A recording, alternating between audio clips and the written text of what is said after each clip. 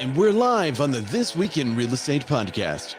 Are there real estate conspiracies that no one is talking about? Why did Zillow really buy SHOWINGTIME? Are the mean things that Goldman Sachs had to say about housing true? Are we still crashing? Or are all these headlines just designed to keep you scared while the conspiracy theorists and speculators bring housing to its proverbial knees? Join the bearded men of real estate as we connect the dots with stats and facts to bring you the truth behind the headlines on today's episode of This Week in Real Estate. Yeah! Welcome, everybody. Thank you for joining us for another episode. Today is show number 200. Special show for all of us because it is show 200. And I guess that's the only reason. It's pretty much just like every other show that we do, except it's number 200 now. It's the 200th show. I mean, think about that. Right. Is that too loud? Can you hear? It's actually a little too low.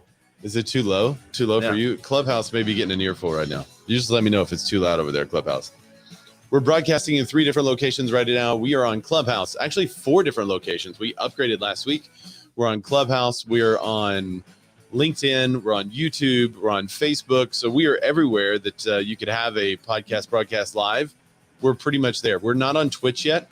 Maybe we'll work that out in the future and get there. But thank you so much for joining us. If you could do me a favor and share the show, you can share it live in Clubhouse by hitting the little box with the arrow at the bottom.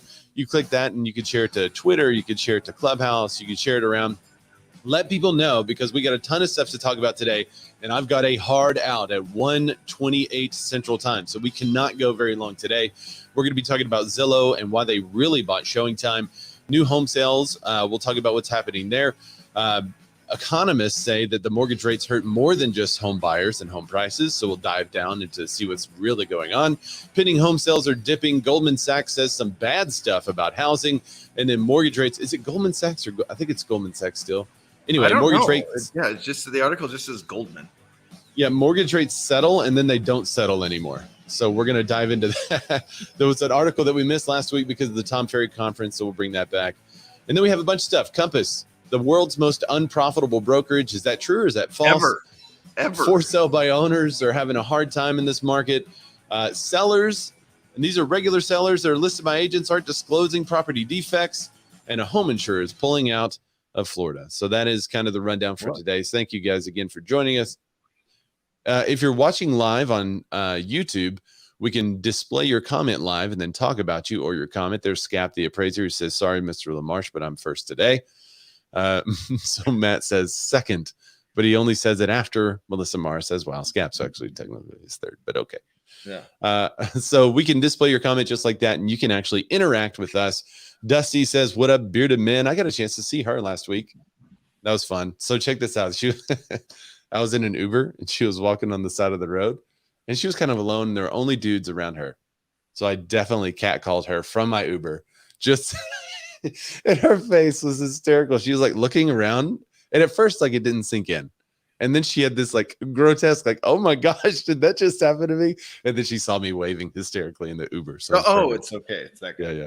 It was hilarious. So yeah, but I got to so we can talk about you or your comment. Yeah. Usually we talk about the comment. Occasionally we'll talk about you. You can also comment if you're watching on Facebook. So feel free to comment there and we can display your comment too. But thank you guys so much for joining us and thanks for sharing the show. Dan, say hi, Dan. Hi, Dan. So we got this cool new intro thing. Did you like the countdown and the intro and all that stuff? Yeah, it's pretty intense. Like it's real.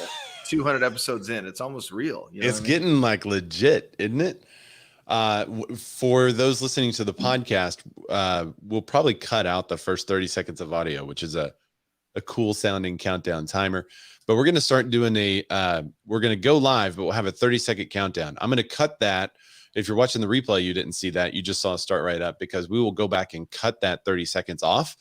The reason why we're going to have that, though, is because that little intro at the very beginning tells you basically everything we're going to cover. Maybe leaves out a couple of things, but for the most part, it's like, hey, this is what we're going to cover this episode. And we know that you get alerted as soon as we hit the go live button. So there's going to be a little bit of a 30-second delay there, but I think it works better because then people are like, kind of get ready. It gives you enough time to share the show, invite some friends, well, maybe not enough time to pop popcorn. You got to plan ahead for that. You can start it. You can start the popcorn. It takes a minute and a half nowadays. It's easy. Especially for topics like today with the conspiracy theories and is Compass actually profitable or not profitable. I think that's a popcorn worthy topic. I want to hear it in the comments though. I want to see what's going on. I've got great friends that are at Compass. And dude, me too. I love the agent. I've said it 1,000 times. I love working with them. I don't like a lot of the things they did to get where they are, but like maybe this is all biting them in the butt. But profitability is that's a huge bite for a company. Well, and remember when we talked about EXP sharing? No. We're a zero. What they call it, a zero line company. We have no debts. Yeah. No. EXP was saying they don't have any debts. Yeah. But they only were pulling from one stat. If you pull from all the stats like they did for the other companies, they're in the same exact boat. They have plenty of debt. But to call Compass the most unprofitable, that's how the headline says it, most unprofitable brokerage ever. I mean, that's clickbaity. And is that a conspiracy? Is that people making stuff up just to get Compass in the headlines to get some clicks? I don't think so. I mean, Mike DelPrete, he's got some pretty good stuff. We like stats and facts, and he's really honing in on the stats and facts. And one of the big questions we've always had about stuff like that is, does it look unprofitable just on the books, or is it actually unprofitable? Right. What's the difference? Are people like hiding money somehow so that they're not paying the taxes? Are they, is it some kind of accounting thing that they're looking at? And according to Mike, no. They're just not profitable yet. So it sounds like that could be problems with some agents, but the agents that I know who are at Compass love it and don't really care. So I don't know, like there's speculation that they would even get taken over by another brokerage, that they're going to become part of the Berkshire Hathaway group.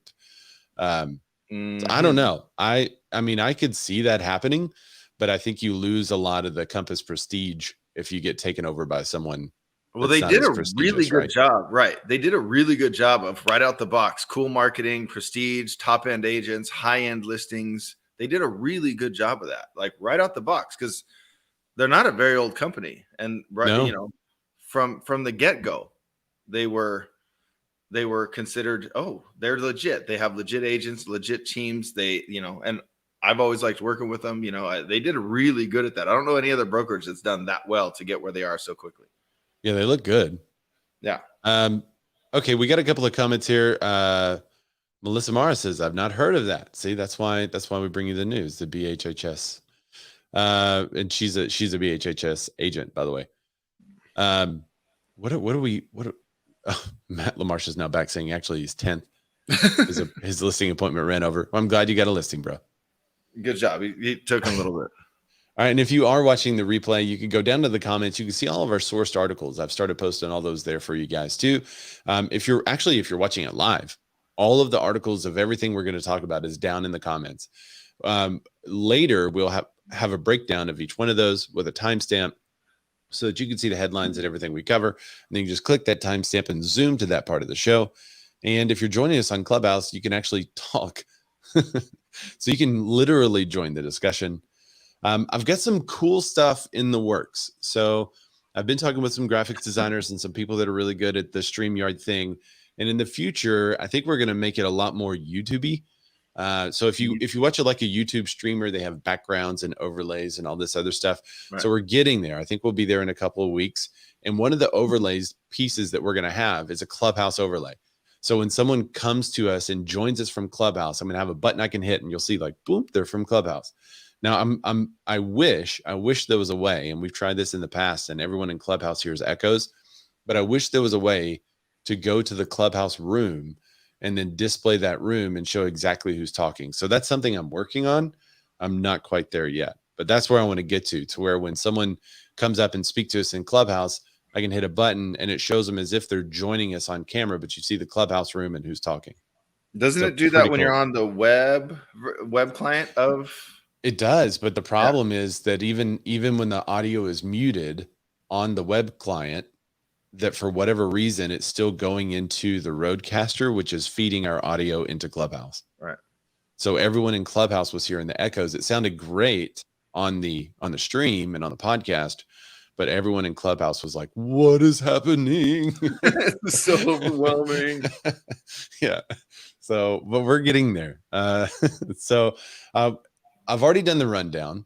I'm ready to dive into these headlines. But before I do, Dan, would you tell people on show number 200 what this show is actually all about? It's hard to come up with ideas 200 shows in. But when Mariah and I met here on the interwebs, trolling agents together, I think that's because it's the truth. But I don't think everyone knows it. But that's what I'm going with now, because we met while we were trolling, and I was like, I like that guy's comments. They're subtle trolls. They're the kind where some people, you don't know you're getting trolled, but they respond. Remember on Facebook when it was like, it was just comments, right? But then they had the sub comments, the sub threads, and they would respond to their own or respond to you, and you're like, yes, they don't get it at all. Yes, those are the best. And then you start throwing in GIFs, and it's just amazing. So anyway, Ray and I were controlling and trolling, a very large real estate group. But anyway, I had at the time, I had an idea for a show called The Bearded Man of Real Estate. I was like, dude, this guy's amazing, and he's a bearded man of real estate. So why don't we start a show together? And we've now turned it into This Week in Real Estate. But when I met Ray, I noticed something very interesting about him. What was that, Daniel? He's never had a cat chew through his video cable before. I've never had a cat chew through my video cable 15 minutes before going live in a podcast on the show number 200. I can tell you that. Yeah, show number 200, where I'm like, why isn't my video working? So you guys might notice there's a little different angle for you guys on Clubhouse. Different angle, different camera. Hopefully it still looks as good, because it actually looks pretty good. Yeah. It's a Logitech. It's a webcam. It's a C920. If you guys went out there, that's a good one. They're legit, but I haven't used this thing in 2 years since I bought my camera, and I'm like, why isn't it working? So I put everything away. So I don't know how they got to these cables, but they did. And there's literally little chew marks. So anyway, for those of you watching, if you're noticing a different angle and a different view, I still got my lights. A different Dan today. You still got my lights and everything set up. But anyway, bad. And I don't know if it's Fat Kitty or Bonk Bonk Kitty. I'm not sure which one did it, but whatever. It's fine. It's okay. I trying not to hate the cats, but they're trying to make me hate them. But I digress. I obviously noticed that he's a beautifully bearded man, but I also noticed he loves giving value up front to not only his clients, but just to humans in general. So the show is about being more as an agent, but being more as a human. Yeah, and that's really what the show is all about. I was talking with Dan, I guess, over the last couple of weeks. And I said, if there was a real estate industry news service out there, we would not be it, because we're too much of like a pirate radio version of the real estate industry news. Right. If there's like a nice, polished, prim and proper podcast that people say all the right things all the time, and they're like, tonight, that's not us. But we will tell you the truth, and we will tell you what's going on, and we will do some digging. There have been a couple of occasions where we've done accidental journalism, but really this show is about bringing the value so that you guys know what in the world is happening in the world, so that you can better visit with your clients and consult with them about what's happening to help them make better decisions about their largest asset in a lot of cases. So that's really why this show started, and that's why we still go today on show number 200. And maybe over the next couple of weeks, we'll do some look backs from now until the end of the year. And we'll play maybe our first episode again, play that intro so you guys can see the difference where we started to where we are today. That might be fun. Maybe we do it at the end of the. Maybe probably not today, because I got a hard out. But yeah, I want to go back and do some look backs and see what the show used to be like and what we did. And maybe we can find the first time that we ever did the transition to the headlines.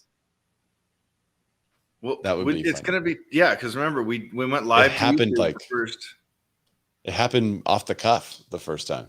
Yeah, we weren't doing it on purpose. Yeah, that we transitioned live and did the sound, and we were like, one day we'll have a transition to this day. Show 200. Yeah, but you got a hard out. So you, speaking of transition, you ready to go? Yeah, let's get into the headlines. We'll just sit here and talk for an hour.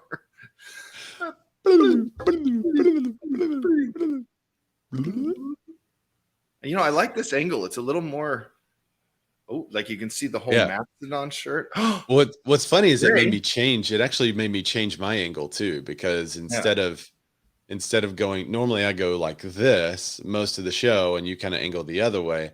Now I'm angled more on on you straight because you're straight. Okay. All right. All right.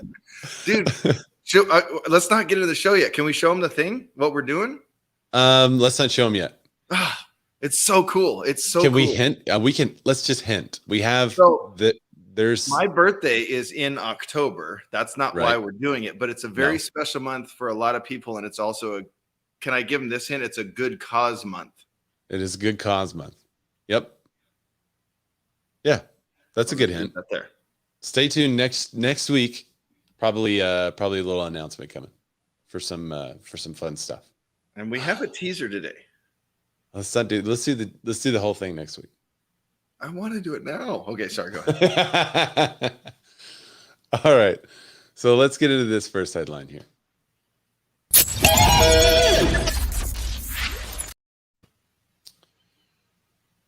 Zillow executive reveals what sparked the SHOWINGTIME buy. Dun dun dun. So for those of you who haven't heard yet, year later, I guess, yeah. Has it already been a year? I feel like it's sooner than that, but it probably over the last 2 years, the real estate industry has rapidly evolved. I don't know. All right, let's dive in. Do you remember what we said it was? You remember what we said they wanted? Data. We were all like, this is the overt thing. They want data. Yeah. It's just so data. This article comes to us from Inman. There's actually a play button on there that you can actually play the executive saying this, I guess. I don't know. Over the last 2 years, real estate industry has rapidly evolved to meet the needs of consumers, and the pandy continues to upend the traditional process of buying and selling homes.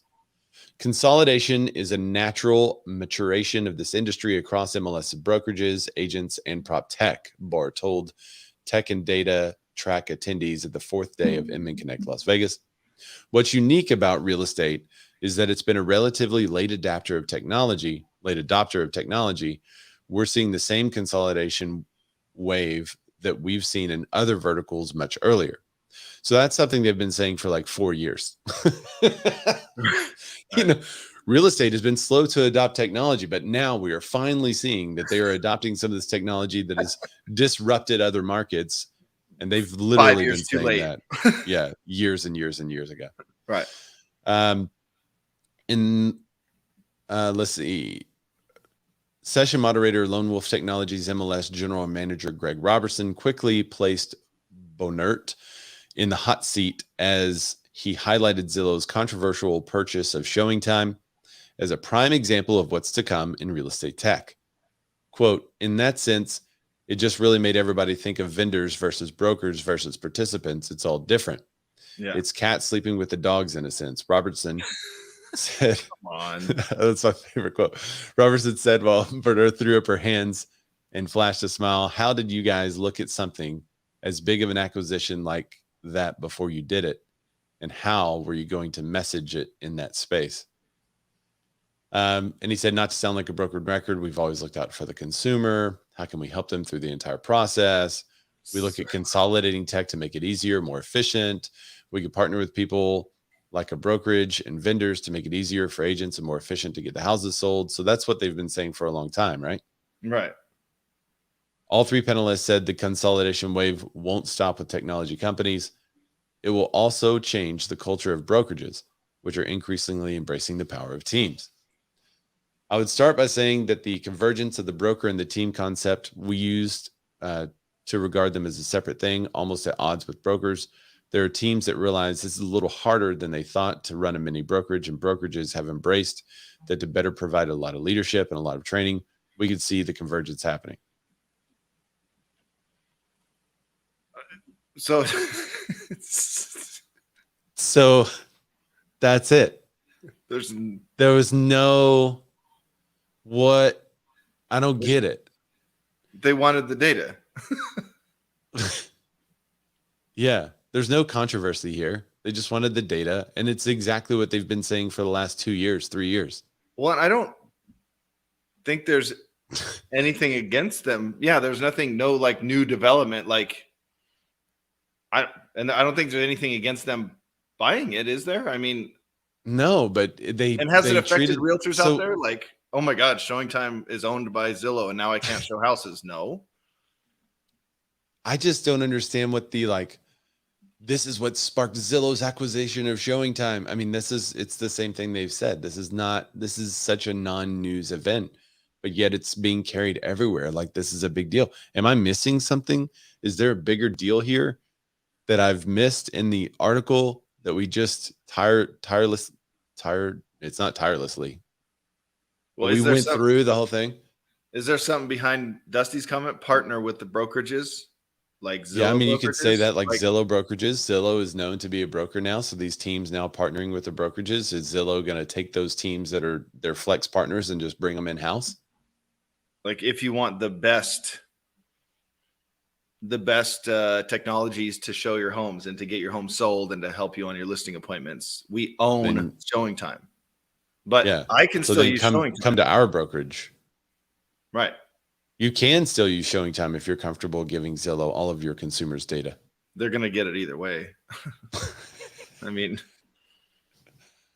it doesn't seem to be a big deal to me.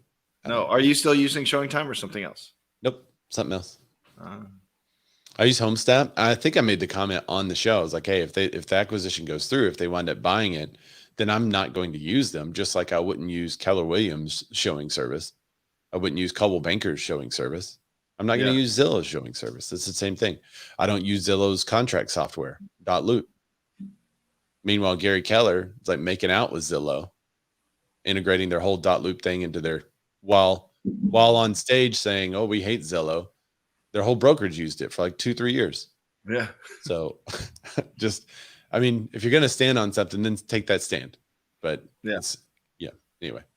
I don't know if it's Compass's Dusty Martin. She says, I still use ShowingTime, but enter my own info if I'm the buyer. I don't put buyer information. As if she's the buyer. That's kind of cool. Yeah. So there's, I don't know if it's because remember ShowingTime bought Contactly. No, what's it called? Did they? The CRM? Didn't they? I thought that was Compass that did. What? Say that again. Say it slower though, Shani. That was Compass that purchased contactually. Compass purchased contactually. That's what I meant to say. Sorry, whatever I said. Yes, Compass bought contactually, but do they have their own showing service? Because here, when you set up showings through them, you don't use ShowingTime. You use their, and it's like iCalendar essentially. You just set it up, and it doesn't have to be ShowingTime. It can be anything else. It's literally iCalendar. Or I think it's Calendly is what they use. Calendly, yeah. I like Calendly. I use that for my scheduling software. Like when someone wants to set up an appointment. There you go. Yeah, they use Matt Calendly. Thomas. He said that too. Compass bought contactually. Okay, there you go. So sorry, it was Compass. Whatever I said, but all the showings I do here, whenever it's a Compass agent or a Compass listing, I should say, it's always Calendly. Calendly. Is Calendly owned by Contactually? I don't know. That's what I can look that up. I'm gonna have to go deep. I'm gonna have to go deep into this integration. We're doing live. What? So Tope Awatona is the founder and CEO of Calendly, the modern scheduling platform for high-performing teams and individuals accelerating business forward. Tope founded Calendly in 2013 with the vision of simplifying scheduling for everyone without the back and forth of emails. So they're just basically licensing or probably just using it. They may not even have to license it. You just use it. You're just using it as a user. Get user accounts. But it's, again, I don't know if they have an exclusive deal or anything, but whenever I show a Compass house, it's always Calendly, and it's nice and clean. It's like their marketing too. It's really. I like Calendly. Yeah. It's hard to say. I hate saying it. Does it also have all the features? Does it have all the pictures on Calendly? That's a good question. I don't No features that ShowingTime has. Like I'm just curious because I know Calendly is something that we use to schedule appointments, but it's pretty one-dimensional. Where ShowingTime, as much as I don't like the fact that Zillow owns it, I haven't seen anything that's more seamless and gives you, the reports as well as the ability to send notifications to all agents who show the home and all that jazz. So I'm just curious if Calendly have all the same features like ShowingTime. That's a great question. I don't know. I mean, it may just be the scheduler, and then they're using something else.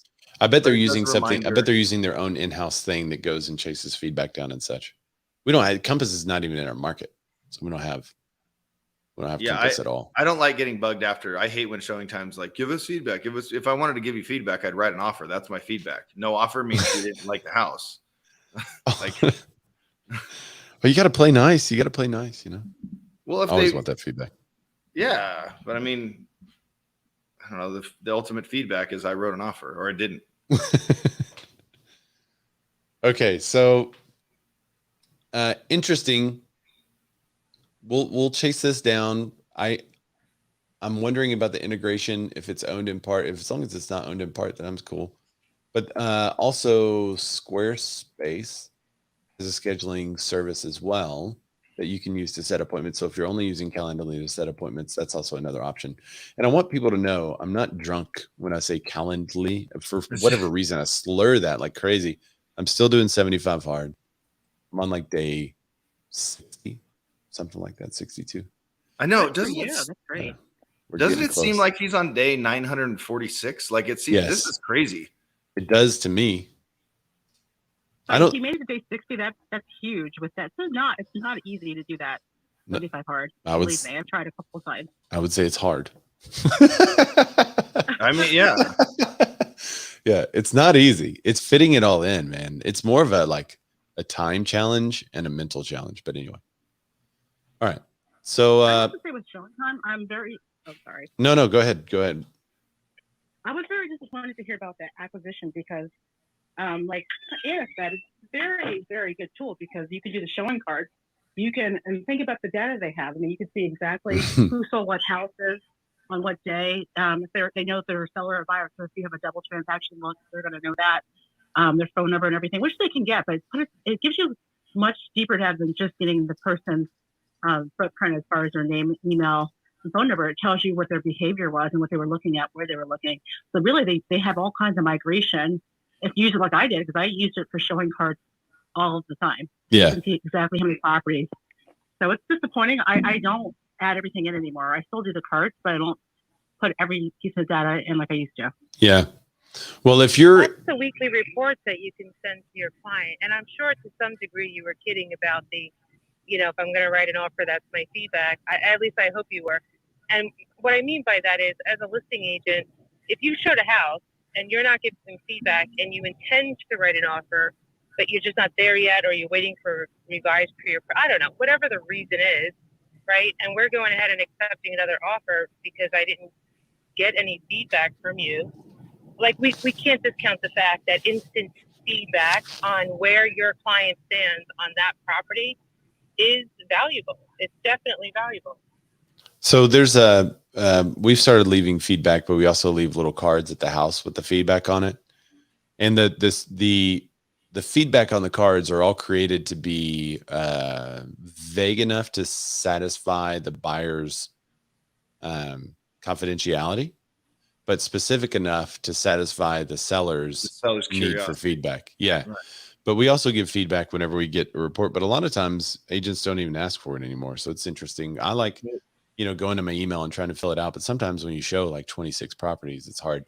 I haven't had to do that lately because there hasn't been 26 homes on the market. Yeah. But yeah.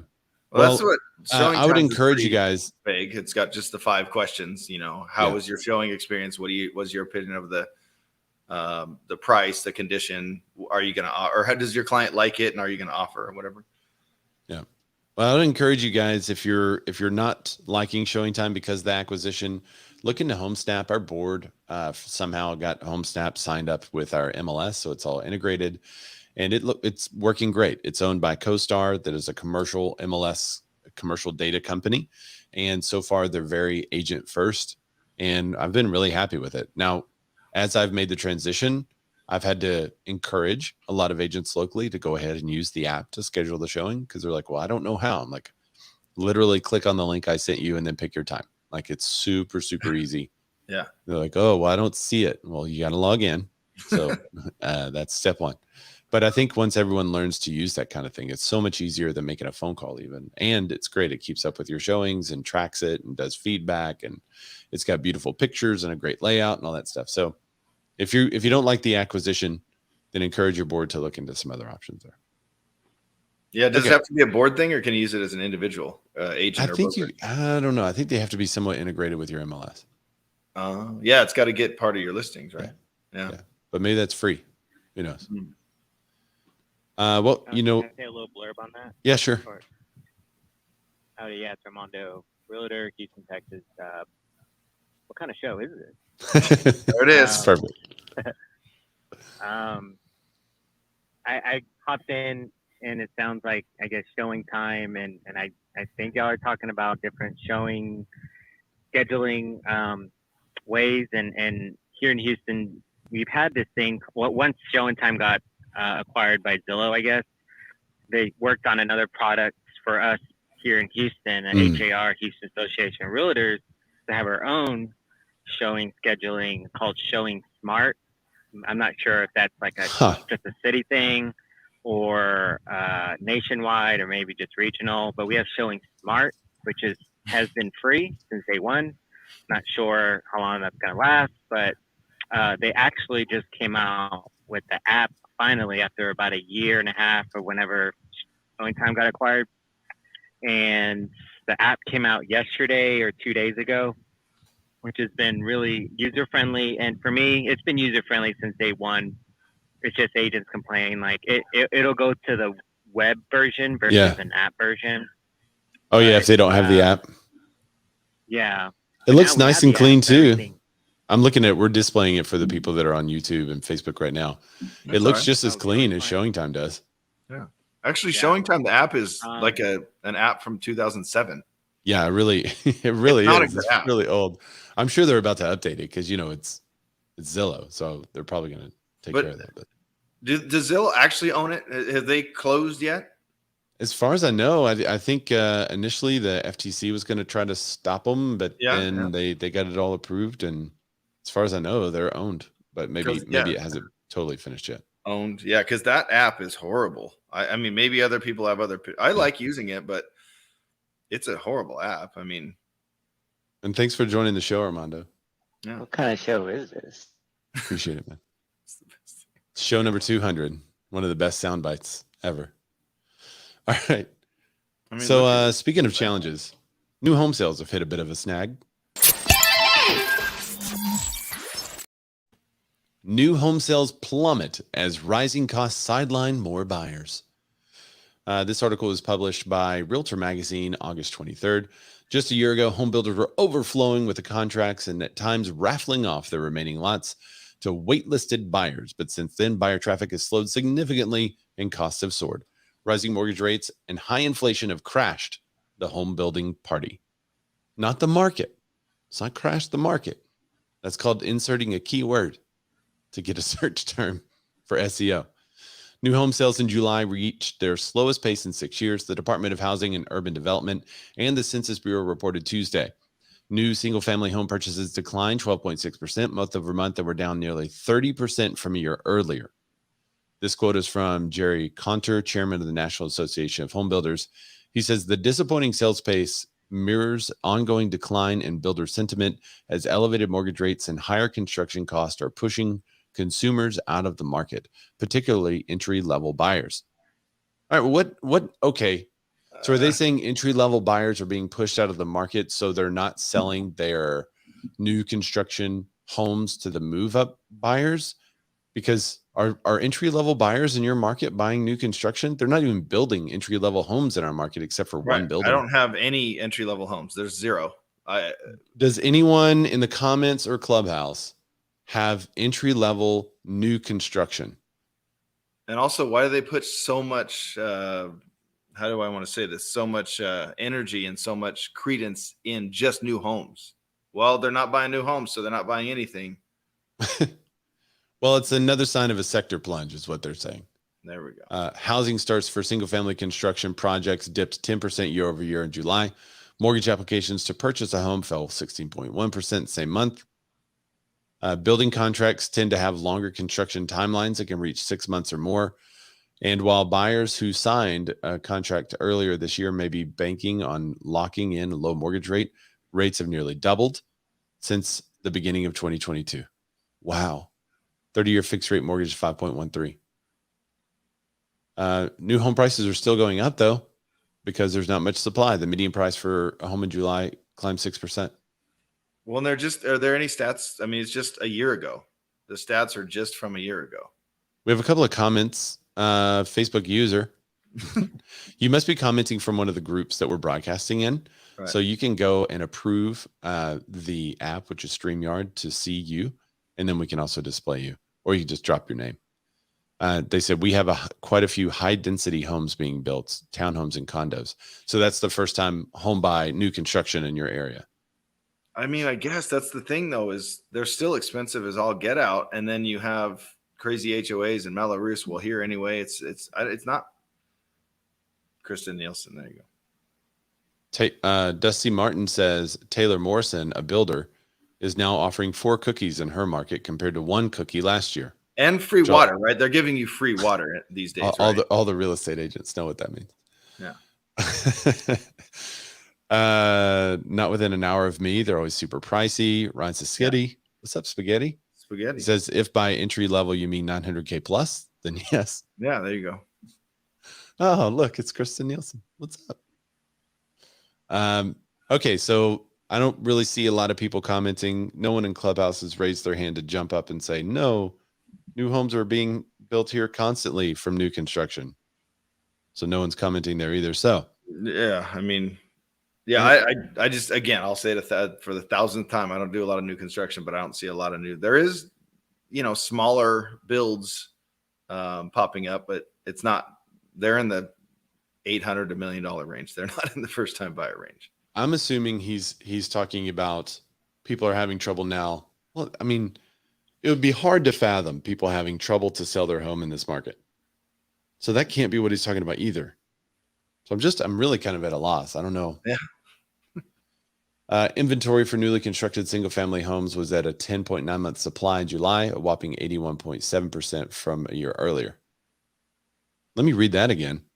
Inventory for newly constructed single family homes was at a 10.9 month supply in July.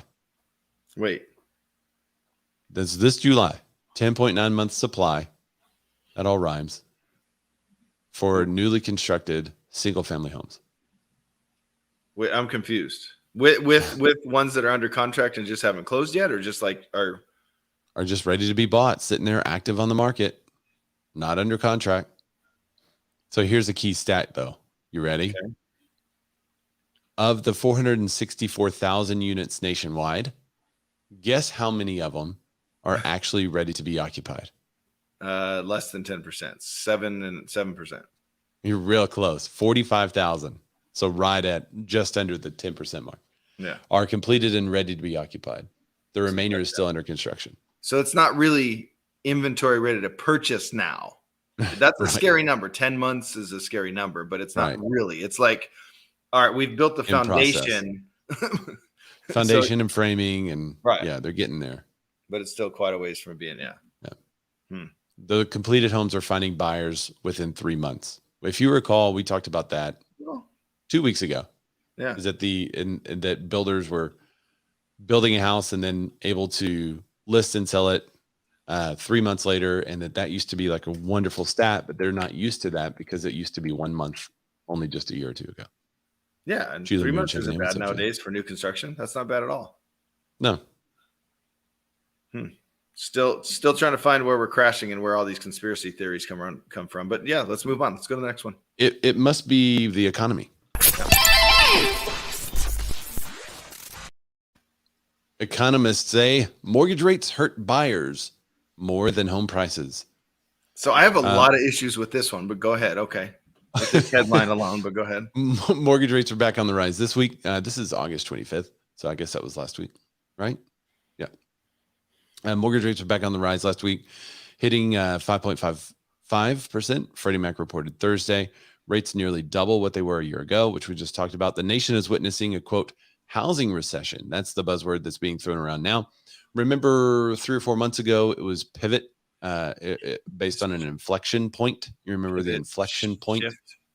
And then people started talking about the pivot, and then they started talking about the shift. Yeah. Now it's fully a housing recession.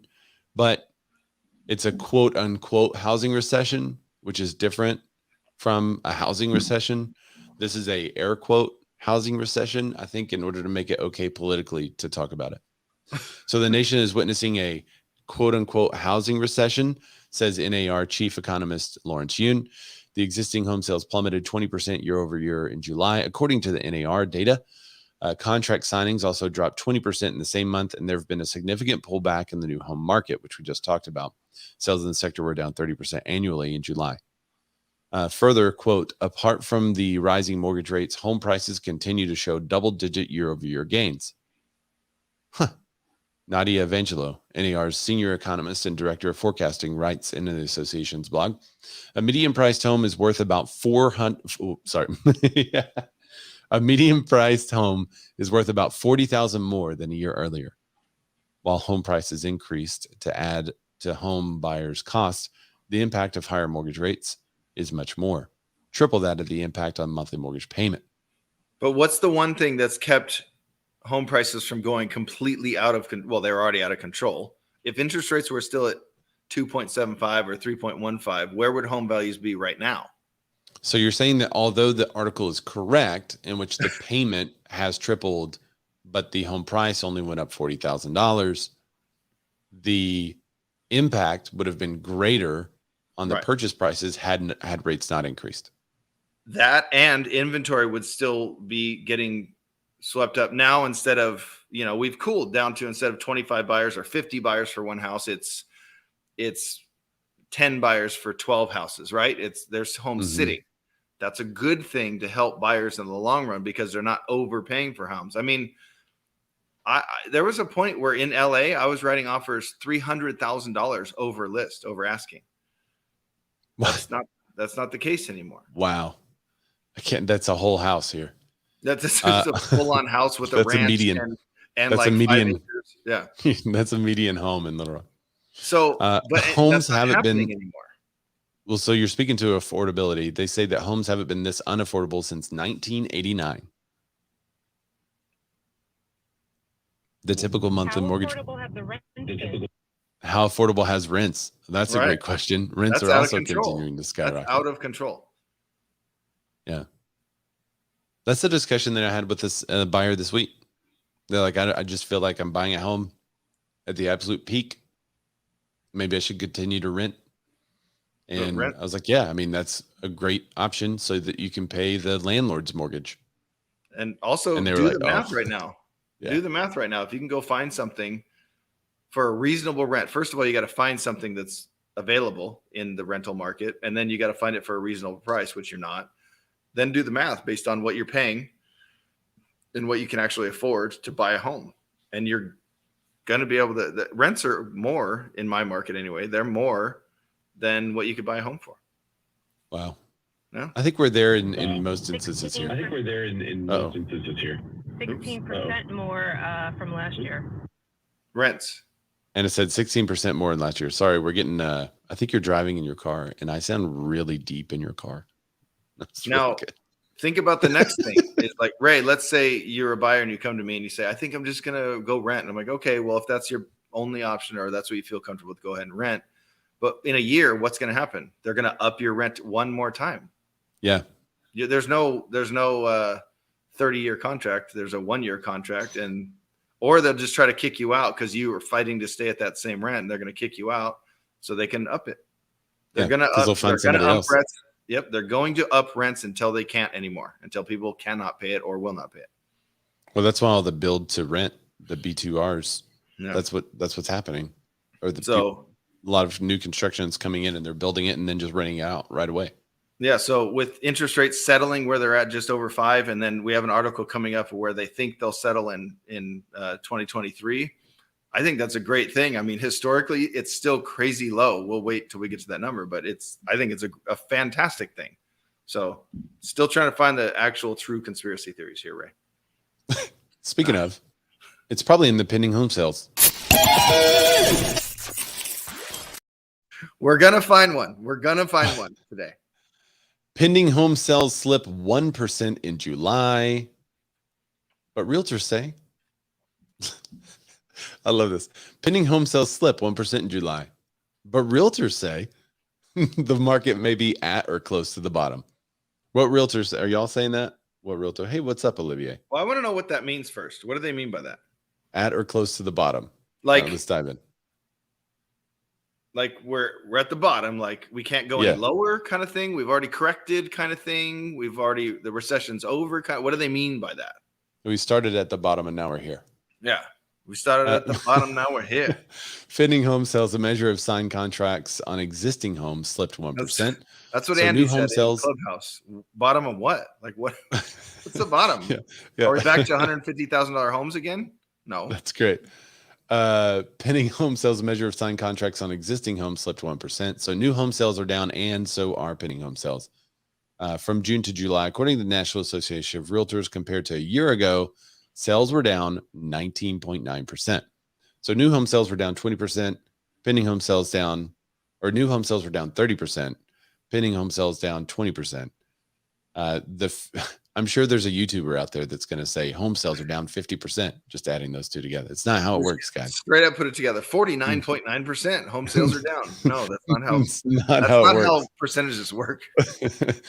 The figure, a future indicator of closed sales, has fallen 8 of the past 9 months as rising mortgage rates have housing less affordable. High rates are pushing the typical mortgage payment up by 54% a year ago. Drop in sales was smaller than the previous months. Hey, look, I'm going to show you guys this article because we've been talking about this. There's someone's sign right there. They'll tag Mark Machado. Attain. He's the founder of Attain. Attain. Yeah. Tag him, bring him in, okay. And ask him how they got his sign. Did he send that to Getty Images? How'd he do it? You got to be careful. You never know what they're going to use it for, Ray. Yeah. Is he concerned about where they may use his sign in marketing? Yeah. Realtors are now using sketchy marketing. Attain. Attain. All right. It's here's a quote from Lauren June. We may be at or close to the bottom in contract signings. This month's very modest decline reflects a recent retreat. Inventories are growing for homes in the upper price ranges, but limited supply at lower price ranges points to hindering transaction activity. So basically what he's saying is if the supply was there, people would buy. Right? So that's if we had the supply, people would buy. That's regionally, pending home sales in the Northeast fell 1.9%. We're down 14.4% from July. Midwest was down 2.7% and are down 13.4% from July last year. So if you look back, so they're only going a year back right now, which is crazy to me. I have the stats up right now. This is on tradingeconomics.com, United States total housing inventory. And I went back 5 years. So I'm at the middle of 2017. And the peak looks, in the last 5 years, the peak looks to be middle of 2019 at, that'd be, I don't know the stats here because right now we're at 4,810 units. Sorry, that's units is 1,000, right? And now we're at, we're still at half of the inventory that we need. Right. We're still well below what we actually need for a normalized 4 to 6 months of inventory where, it's still, buyers and a seller's market. Everyone gets a fair deal. We all work it out and negotiate. Like, it's just interesting to me. They go back a year, like everything's 30% down, 20% down. That's 50% year over year. No, go back 5 years and look that we still need a lot of inventory. And going back a story, Ray, higher interest rates have helped that inventory come on the market. But do we actually need the inventory, Dan, if no one is buying it? It's going to look like there's less sales when there's more inventory. This is what Lawrence Hughes, this is his argument. You put more inventory out there, more buyers will buy.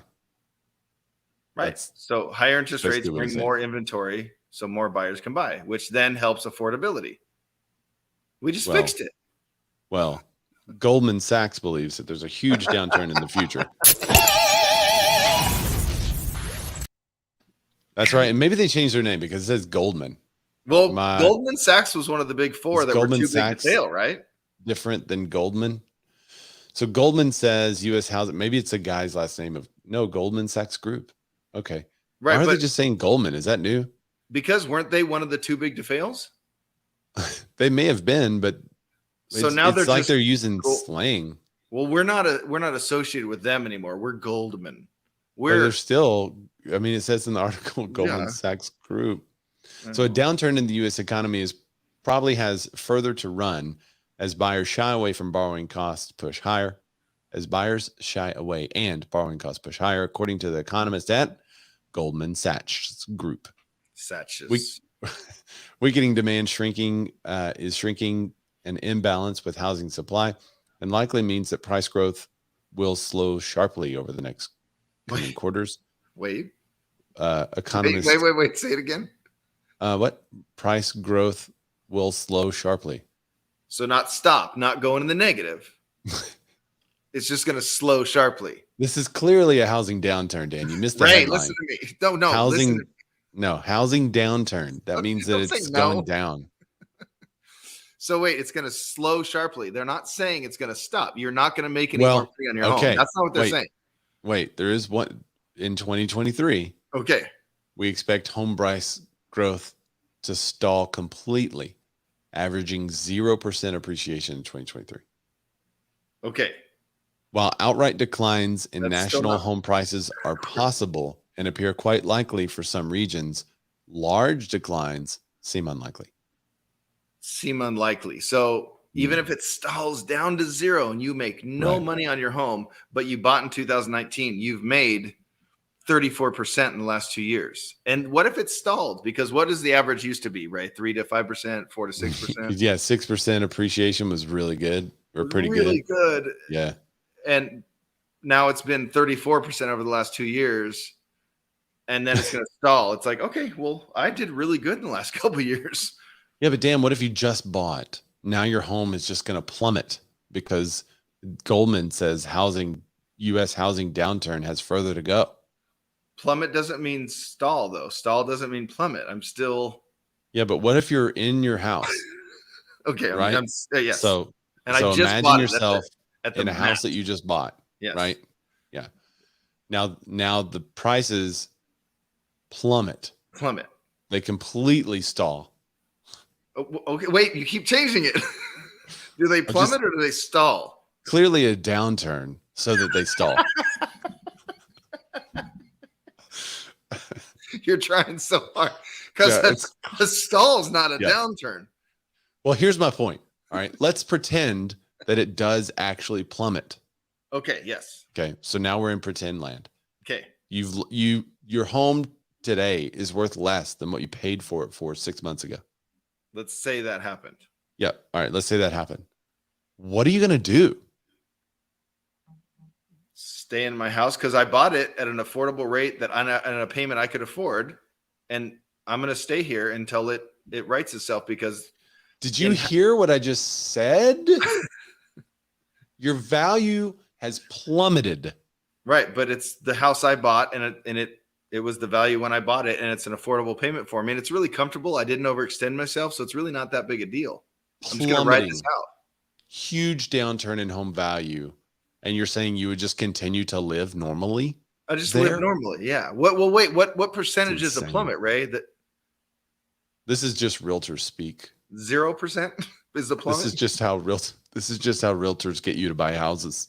Right. Talking nonsensical like this. Everyone knows that if you're in a home today and it's worth less than it was 6 months ago, you're going to sell.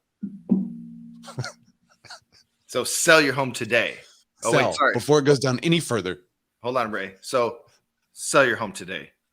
Sell. Yeah. Oh, yeah. You got to do the embedded words. Right. So when you list with me. Right. And you work with agents like me. Yeah. Existing home sales and building permits have fallen more sharply this year in regions where they increased the most in the earlier part of the pandy. What? Hang on. Let me read that again. Sometimes you can look at Economist and be like, well, that seems logical. Existing home sales and building permits have fallen more sharply this year in regions where they had increased the most in the earlier part of the pandy. Wait. Well, yeah. Wait, am I wrong? If it increases at an abnormal rate, it's going to have to decrease at an abnormal rate to be normal again, right? Or you might say stall completely. But that's normal. That's to re-normalize, right? Isn't that a good thing? It seems to me logical. That seems logical to me. Like, I know, Ray, you're trying really hard here to make their argument for them, but it's not working. I can't.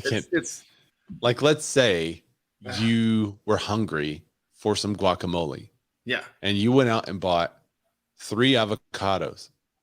Yes. And your guacamole recipe only called for 2 avocados. So you make your guacamole and you eat it. You have an avocado left, and we all know that if you don't eat that in 10 minutes, it's going to go bad. It's going to wait and wait and wait, and then it's going to go, I'm ripe. Oh, I'm not anymore. Yep, it's going to wait. So what do? Do you go to the store and buy 3 more avocados? No. No, I just buy 1 more avocado. Right. You just buy 1 more avocado, and then now your avocado production has decreased by 60%. By 60%. 60% decrease in the number of avocados purchased by Dan to make his guacamole this week. Right. But that's because you had some satisfied demand there. I didn't need the guacamole. I've had enough. We should really think of things more controversial. I know. I really wish we could, guys. I'm really sorry we're not more controversial. I'm really sorry. I just don't. We would be at 500,000 views right now. We can't do it though. Hellfire and Brimstone. Oh. This will get it. Okay, let's go. Mortgage demand falls even further as rates shoot back up to July highs. That's right, ladies and gentlemen. If you were alive last week, you probably saw a headline that said mortgage rates settle in the 5% range. So this headline, they're at 7% now, right? 7-8%. Yeah, that if you say mortgage rates are going to settle in the 5% range, I mean that's not going to sell anything. You got to follow this up. That's not going to get any clicks at all. You're going to really have to follow this up with a banger. And so here it is. Mortgage demand falls even further as rates shoot back up to July highs.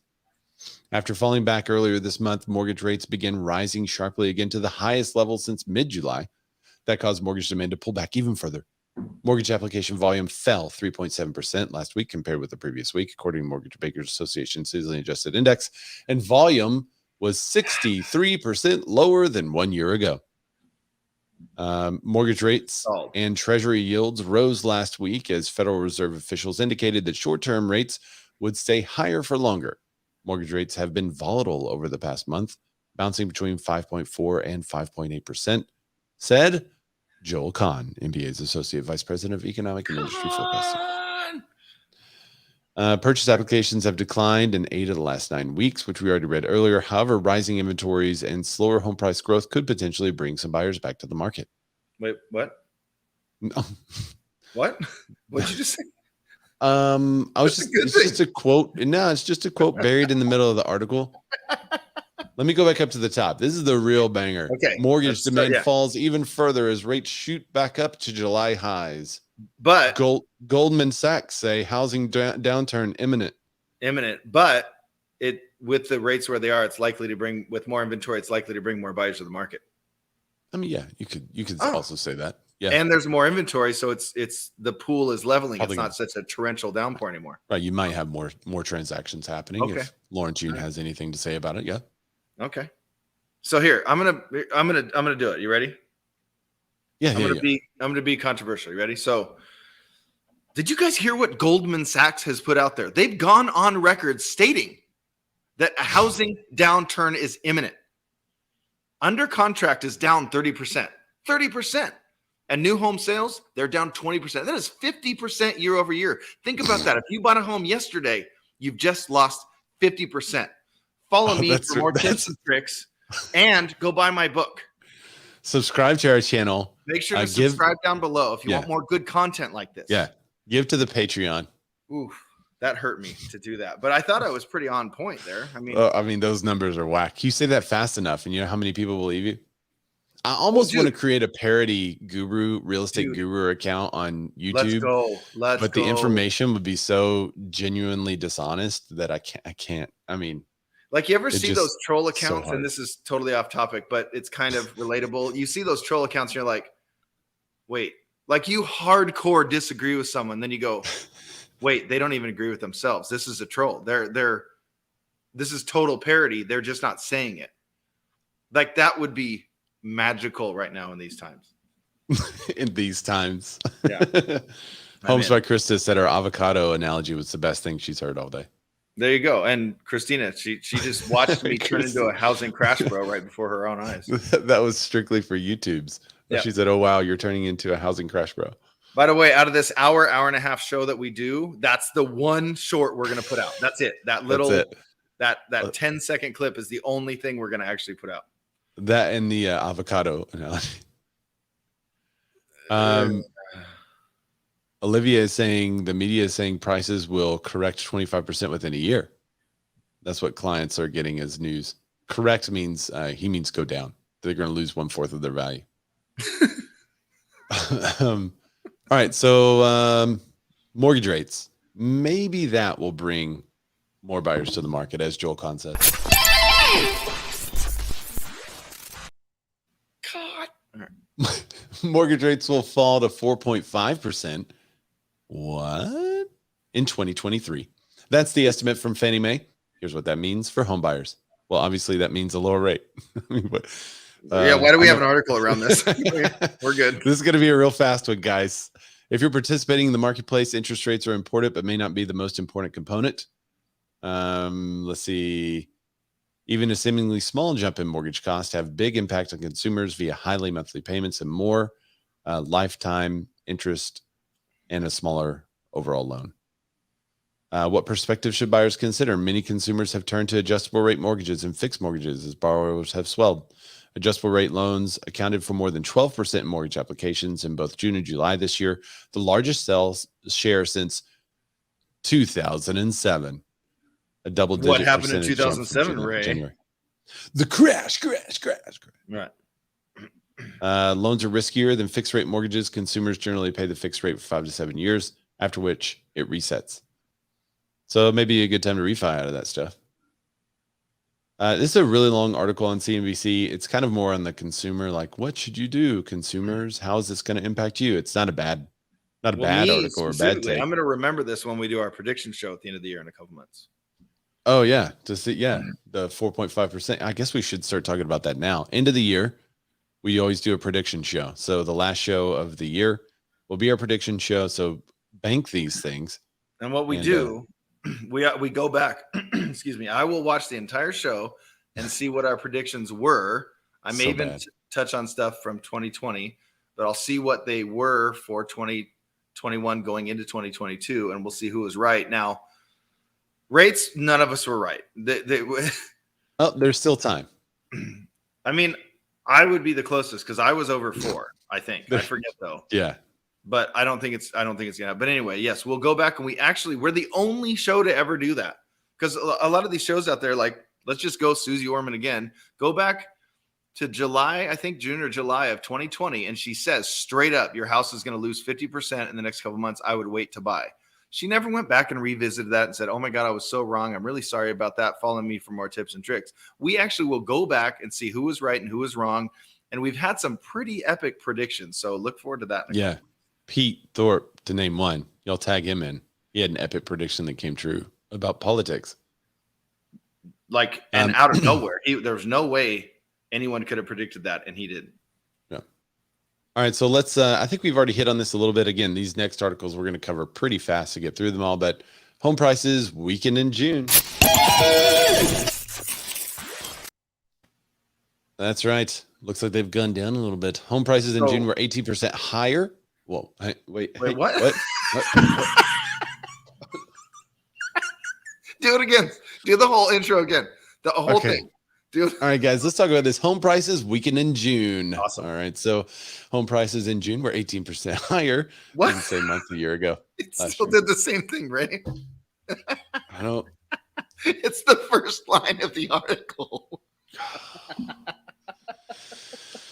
It doesn't even. Usually they bury it, like what, 2 articles ago when you're like, you had something good buried in there. This is in a quote from somewhere.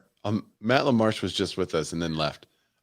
In a quote somewhere down the road, This is so good. All right, so that's weaker pace. Home prices in June were 18% higher during the same week or same month last year, according to S&P CoreLogic Case-Shiller indices. That's weaker pace than in May of this year. They're judging the pace is weaker. Yeah. Okay. That's a weaker pace. It's a weaker pace than. So wait. Okay, Ray. So you're a CrossFit guy, but you'll lift some weights and stuff. So let's say now I'm a little taller than you, but I'm smaller than you. I could probably lift. What's the bar? 45 pounds. I could probably lift 50 pounds. Let's say. Okay. I could bench press. Let's just say 50 pounds because I'm a weak, scrawny man. Anyway. Right. Now let's say I'm putting a lot of effort into this, and quickly within 1 year, I'm now at 250 pounds. That's a 500% increase, right? Yeah, huge jump. But now I'm at such a big number, it's really hard to get to 251 and 252 and 260. I'm pushing more up there slowly, but my gains are still good. I'm still at 250-pound bench press. Yeah, in CrossFit terms, we call you worthless hack. Right, yeah. So, okay. No, not really. So they're worthless hack. Okay, yeah. Yeah. That's what we're getting to here, right? It's a weaker pace. So suddenly you, sir, are a weaker pace, and you're no longer worth what you once were. Right, but I'm bench pressing 400 pounds now. It was just a year ago. It was 375. But, you're at a weaker pace now. Okay, all right. Weaker. Okay. Julie Moon says you guys are killing it on the analogies. Thank you. It's important to bear in mind that deceleration and decline are two entirely different things. Thank you very much, Craig Lazara, Managing Director of the S&P. Someone actually said that. That was very cool. Yeah. Okay. No, that's his quote. I love that. I told you they bury it in quotes. June's growth rate for all three composites were at or above the 95th percentile of historical experience. For the next 6 months of 2022, in fact, the national composite is up 10.6%. Okay, wait. In the last 35 years, only 4 complete years have witnessed increases that large. Okay, wait. Okay, I want to go back to imminent downturn. Imminent. Yeah. Goldman Sachs. Even with the settling, the correction, the whatever you want to call what's happening right now, the shift, the pivot, whatever you want to call it. Even with that, I'm still making 10% on my home. Yeah, terrible. It's weakening. I'm weak. This is like a full-on. How do I explain this? This is like home price gains slow on steroids. Yeah, is what this is. Yeah, this is a bad take. I think. But they got to sell the clicky clicks. Craig goes on to say, we've noted previously that mortgage financing has become more expensive as the Federal Reserve ratchets up interest rates, a process that continued as our June data were gathered. As the macroeconomic environment continues to be challenging, home prices may well continue to decelerate. Decelerate. Yeah. Not decline. Okay, but Ray, I saw a 10% on average home price asking price drop in my market. That's that's decline, right? That would just be a deceleration. Oh, okay. But a house went from 1.25 million to 1.1 million. That's a decline, right? Yeah. Your home price, of which you may or may not be selling currently. Right, that may or may not be the right price you ever. I could start a house at $2 million, but it's worth $500,000. But now I got to drop it $1.5 million. I listed a house for $3 million and sold it for $100,000. What a whopping impact this economy has had. Wait, what? It's not me. Was the value ever really there? No. So what we're saying is it's really hard for us to find a crisis right now in residential. But hey, let's give commercial a chance. That's right. If it wasn't bad enough for residential, maybe it's worse off for Main Street. Not Wall Street, Main Street, the mom and pops that you care about. The Federal Reserve Chair Jerome Powell said on Friday that there will be pain to come in the economy as a result of the central bank's battle with inflation. And right now, small businesses are experiencing the pain on both sides of the fight. That inflation has been number one concern of small businesses for some time, as high prices in raw materials, labor and energy, and transportation cut into margins. Higher rents, which we've talked about a little bit on the residential side, and landlords feeling more aggressive the farther away the nation moves from the peak of the pandy, have compounded the hit of inflation being felt on Main Street. What's it add up to? According to a national survey of small business owners by Alignable, a big jump in August and the percentage of small business owners who couldn't pay full rent in August. So you mean whenever people stop spending because inflationary pressures have them reallocate or reprioritize their funds? Well, I think there's more to it than that, though. Like Main Street hasn't been in trouble just because of what's happening right now. They've been in trouble for 20 years. Yeah, right? I mean, there's some of that. Like, well, and also coming out of the pandy, I mean, they were required to shut down. That's not exactly. But what was open? A launching pad for success. Walmart was still open. Yeah. Well, they were allowed to be open because the government said that they should be. Right. I had a huge problem with that. I'll close the big ones where thousands of people are going to go and make sure that little mom and pop shops are open where don't get all logical. Where on a busy day. So this is what drove me nuts. And I know I'm a little off topic, but during the Rona, there was a local bagel shop we went into, and the busiest it ever was 4 people in there. 4 people in a, I don't know, 20 by 20 room with it's got the toasters and all the bagel, the countertop and the register and all that stuff, right? You could easily stay 6 feet away from everyone in the whole entire place. That was shut down, but Target was open where just literally thousands of gross people were. Anyway, so Main Street America has been in trouble for a long time, and the government is not doing anything to help them. You know, it's interesting. There's a chart on here that shows the percent of small businesses that couldn't afford rent, August rent. It's up 6%. You know where the highest number was? Like state-wise or? Like industry-wise. Oh, what? Agriculture. 50% of those in agriculture couldn't afford August rent. Aren't they in a... They kind of make our food, right? Yeah. That's important. Shouldn't they get helped out? Because that's kind of how we live. 46% of nonprofits, 46% of restaurants, 44% of automotive. Well, nonprofits, I mean, they don't profit. How could they pay their rent? They're going to have a harder time as their rent goes up. Yeah, they're nonprofit. This is an interesting stat. 45% of small business owners surveyed said that they are paying at least 50% more in rent than they did prior to pandy.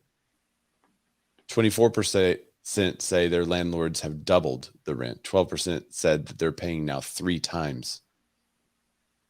That's what I said earlier about residential rents is they're going to keep pushing it up until they can't, until people won't pay it or can't pay it. Yeah. Isn't that interesting though? Like one of the things that we speculated about, I think our whole chat, everyone that was in the chat, everyone that was in Clubhouse, we were all saying, okay, this pandy is really going to put a strain on commercial real estate because now you have people working from home and they don't really need to go into the offices. And now you have retail outlets that are turning to straight online sales and restaurants that are using smaller facilities and smaller restaurants and using some of the delivery options more and more. But it appears that landlords are confident that they can require these businesses to pay more. I wonder, this is another question. It seemed like for 2 years, there was kind of a stay on any kind of rent increases and things like that. I wonder if they're making up for those rent increases. Are they just, you mean in commercial or everywhere? Commercial mainly. Yeah. In commercial, we thought it was going to be the death of the industry. Just everything's going to go away, or they're going to turn into other businesses, right? Well, you probably had these strip centers and stuff that would renegotiate and say, okay, for the next 2 years, you don't have to do anything. But after that, I mean, your rent's going to go up. And we're going to charge you whatever the market value is at that time. And people are like, well, okay, because I can't pay you right now. So I guess I'm at the mercy of what you need to do. And now we're here. Interesting. Yeah. But I don't think it's exclusively because of the last couple of years. I don't. For mom and pop shops in Main Street USA, I don't think that's the only reason. Don't eat that. Yeah, it said 43% of these small businesses said they were fully back. How many? 43%. That's in the negative. That's yeah. Yeah. So that means 57% said they are not.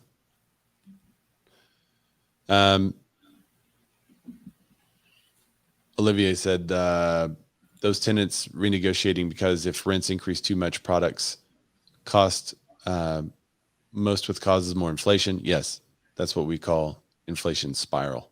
Well, that's basically inflation itself, the increased in rates, the removing money from the marketplace and making it more attractive for banks to loan money to each other rather than to the businesses, expansion, etc. You're taking money out. So that means that money now is more expensive. And then when the price of goods go up, when the price of services continue to go up, then you have rent increases. When the rent increases go up, now you have inflation for inflation's sake. Well, and so also it's normal. It's normal to have inflation from a lot of money being in the economy and people putting in a lot of orders for goods and services, and the prices of those goods and services go up because the producers can't provide enough product. That's normal inflation. And that's what the Fed is trying to stop. So now that the rates are increased, if now you raise rents, now you have inflationary pressures that are not coming from the normal situation. Right. Yeah. That's really interesting. A good point. And it's also, when you think about the big, big brands, Walmart and Costco and whatever, all of them, Home Depot, all of the big ones, right? Target. And then you compare that against a mom and pop shop. A mom and pop shop could have the best year ever, right? But their inventory levels or what they sell through is not going to be anywhere near what these big companies can do, which then means what? What they purchase in bulk is not going to be the same. They can't get the same deal breaks. Like if 500 of one widget costs something, but then Walmart's buying 5,000 of them, they're going to get a better deal. And you can't, because your inventory is never going to go that high. So what do I have to do if I pay more for what I buy?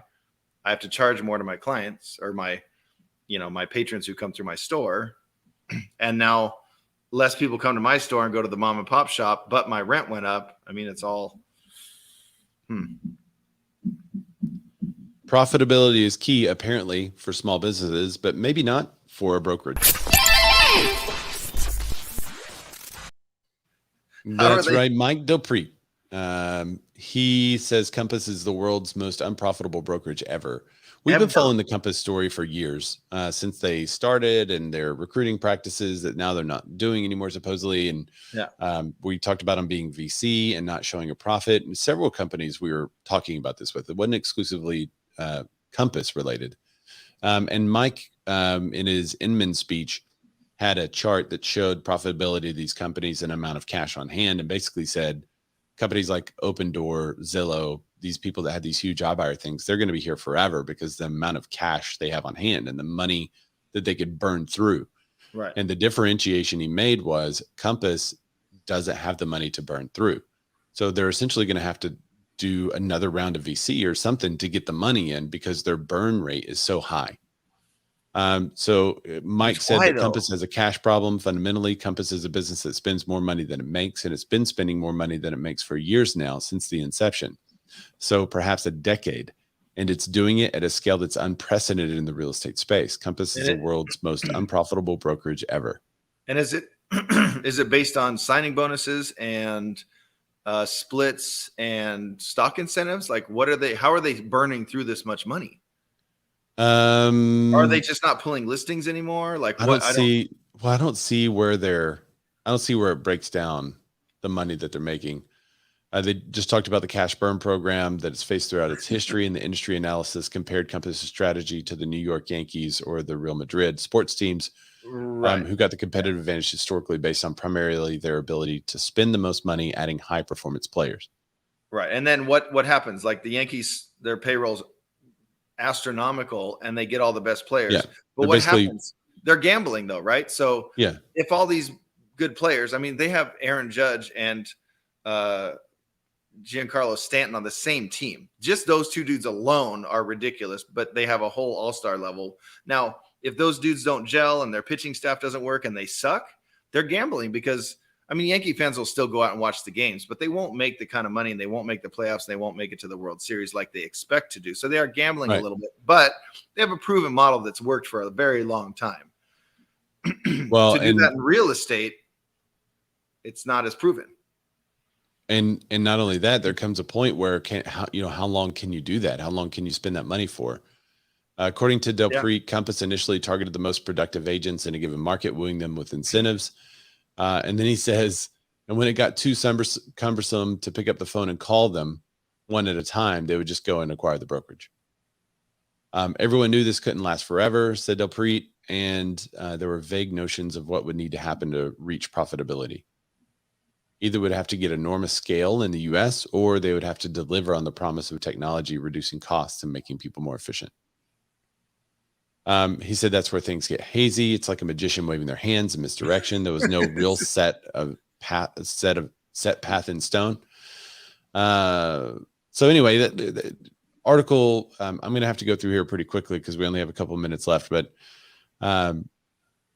he said it's an existential risk for Compass. This is his closing phrase. They're taking a much needed pause, but what's the long-term implication of going to be relative to who they are competing with in the market? That's the question. Meaning, did they overextend themselves and it's unrecoverable? Yeah. And if they can recover, how will they do it? They've, last 2 weeks ago, we covered that they cut the stock incentives for recruiting and things like that. So, what else are they going to cut to stop the burn? Can they stop the burn? Yeah. A lot of questions right now surrounding Compass. I'd love to hear from some agents out there that are with Compass.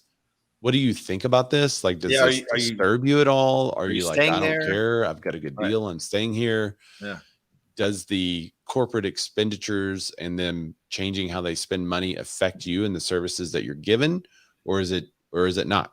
So whether you're watching the replay or you're watching this live, I'd love for you to jump in the comments and let us know and give us some feedback. And if you're a Compass agent that loves it and you're like, I should really just contact these guys and go on their show and tell them why I like it and what's going on, we'd actually love to have you on here.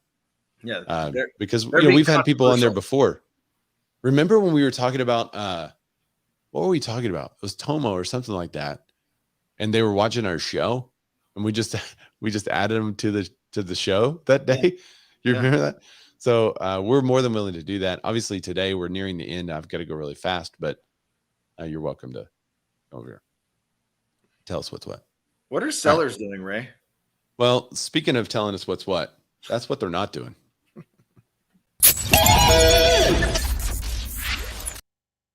Guys, 94% of sellers aren't disclosing property defects. That's a huge number. Okay, we found it. This is the conspiracy theory. This one is actually scary.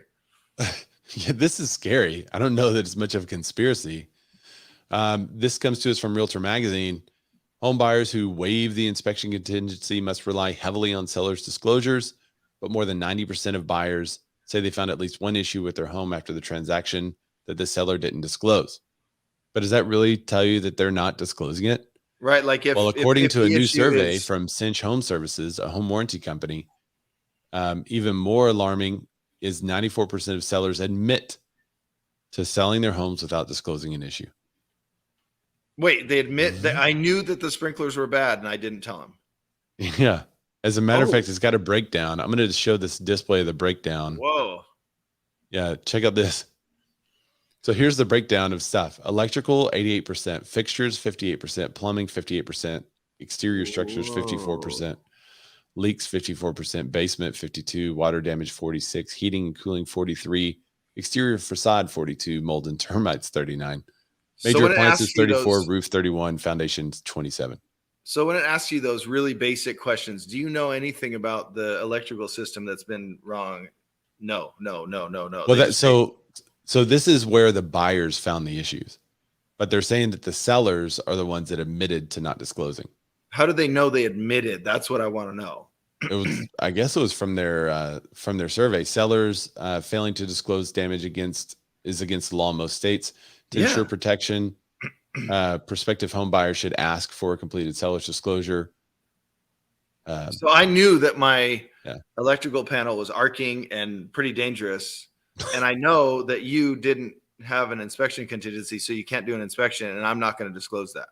Yeah, 94% of sellers didn't disclose something. Now in Arkansas, it's a disclosure optional state, but if you do disclose, you got to disclose everything. We have seller disclosures, SPQ, seller property questionnaires and seller disclosures that we go through.